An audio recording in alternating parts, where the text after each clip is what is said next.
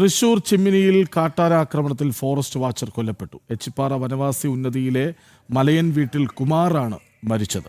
ഇന്ന് രാവിലെ വിറകത്തോട് ഭാഗത്ത് ഫയർലൈൻ ജോലിക്കിടെയായിരുന്നു സംഭവം. കൂടെ ഉണ്ടായിരുന്ന ഫോറസ്റ്റ് ഉദ്യോഗസ്ഥനും 2 വാച്ചർമാരും പരുക്കേൽക്കാതെ രക്ഷപ്പെട്ടു. മൃതദേഹം തൃശൂർ മെഡിക്കൽ കോളേജിലേക്ക് മാറ്റി. വിവരങ്ങളുമായി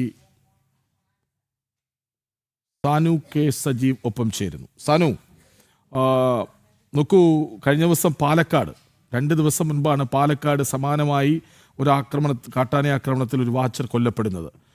ഇതൊക്കെയും പരിഗണിക്കുമ്പോൾ ഫോറസ്റ്റ് വാച്ചറാണ് മരിക്കുന്നത്. വനം വകുപ്പ് കുരുതി കൊടുക്കുന്നോ എന്നൊരു ചോദ്യം അധികമാകില്ല എന്ന് വിശ്വസിക്കുന്നു.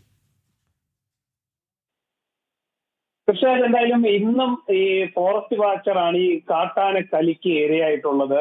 രാവിലെ വിറകുതോട് ഭാഗത്ത് വെച്ച് ഫയർലൈൻ ജോലിക്കിടെയാണ് കാട്ടാനയുടെ ആക്രമണത്തിൽ 42 വയസ്സുകാരനായിട്ടുള്ള വനവാസി യുവാവ് കൊല്ലപ്പെടുന്ന നിലയിലേക്ക് എത്തുന്നത്. അദ്ദേഹത്തിനൊപ്പം 2 പേരും ഉണ്ടായിരുന്നു. ഉൾവനത്തിൽ വെച്ചാണ് ഈ ഒരു സംഭവം നടക്കുന്നത്.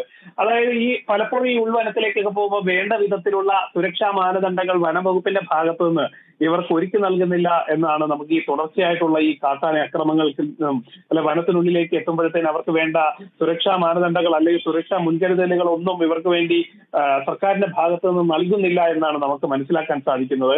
ഈ 42-കാരനായിട്ടുള്ള കുമാറിന്റെ പിൻഭാഗത്തു നിന്നാണ് ഈ ആനയുടെ ആക്രമണം ഉണ്ടാവുന്നത്. കൂടെ ഉണ്ടായിരുന്ന 2 വാച്ചർമാരും ഓടി രക്ഷപ്പെടുകയായിരുന്നു. ഈ കൊടുന്തനെത്തിയ ആന ഈ കുമാറിനെ നിലത്തേക്കിട്ട് ആക്രമിക്കുകയായിരുന്നു എന്നാണ് കൂടെയുള്ളവർ രക്ഷപ്പെട്ടവരൊക്കെ പറയുന്നത്. ചിമ്മിനിയിലെ ഇന്ന് കഴിഞ്ഞ കുറച്ച് നാളുകളായി ഇവർ ഉൾവനത്തിൽ പോയിട്ട് പല പ്രവർത്തനങ്ങളൊക്കെ നടത്തി വരികയാണ്. ഇതിന്റെ ഭാഗമായിട്ടാണ് ഇന്നും എച്ചിപ്പാറ വനവാസി ഉന്നതിയിലെ കുമാർ അടക്കമുള്ള 3-അംഗ സംഘം വനത്തിനുള്ളിലേക്ക് പ്രവേശിക്കുന്നത്. എന്തായാലും ആനയുടെ ആക്രമണത്തിൽ യുവാവ് സംഭവ സ്ഥലത്ത് വെച്ച് തന്നെ കൊല്ലപ്പെടുകയായിരുന്നു. മൃതദേഹം ഉൾവനത്തിൽ നിന്ന് ഇപ്പോൾ തൃശൂർ മെഡിക്കൽ കോളേജിലേക്ക് മാറ്റിയിട്ടുണ്ട്. വനവാസി വിഭാഗങ്ങളുടെയും അതേപോലെ തന്നെ കാടിന്റെ ഓരങ്ങളിലൊക്കെ താമസിക്കുന്നവരും ഇതുമായി ബന്ധപ്പെട്ട് പതിവായിട്ട് ഈ കാട്ടാനയുടെ സാന്നിധ്യം ഉണ്ടാകുമ്പോഴും വനംവകുപ്പിനെതിരെ വലിയ ആരോപണങ്ങളൊക്കെ ഉന്നയിക്കാറുണ്ട്.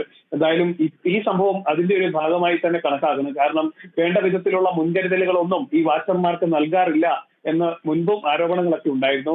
ഈ തൃശൂർ ജില്ലയിൽ തന്നെ ഇതുമായി സമാനമായ നിലയിൽ തന്നെ സംഭവങ്ങളൊക്കെ ഉണ്ടായിട്ടുള്ളതാണ്. അതിന്റെ ഒരു തനിയാവർത്തനം വീണ്ടും ഉണ്ടായിരിക്കുന്നു എന്ന് തന്നെ വേണം ഈ സംഭവത്തിൽ നിന്നും മനസ്സിലാക്കാൻ.